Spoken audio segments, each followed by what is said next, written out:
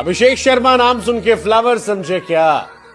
Fire है, वैसा ही fire है जैसा अभिषेक के गुरु युवराज सिंह अपनी जवानी में होता है। वो साल 2007 था जब युवराज सिंह ने आतिशबाजी की थी छक्कों की। ये साल 2025 है जब अभिषेक शर्मा का शो ईडन गार्डन में देखा।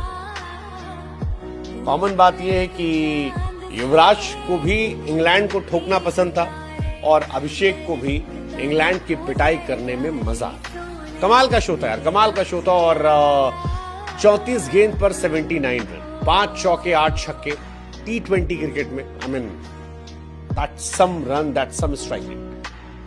अद्भुत, मजेदार था यार, बहुत जबरदस्त था। 133 का टारगेट था। लोगों को लगा शायद इंडिया जो है आराम आराम से खेलेगी, लेकिन अभिषेक ने कहा कि इतना टाइम नहीं है हमारे पास, आएंगे, मारेंगे, तबाही मचाएंगे और चले जाएंगे। और 133 के टारगेट में 255 के स्ट्राइक रेट से अभिषेक ने धुआं कर दिया।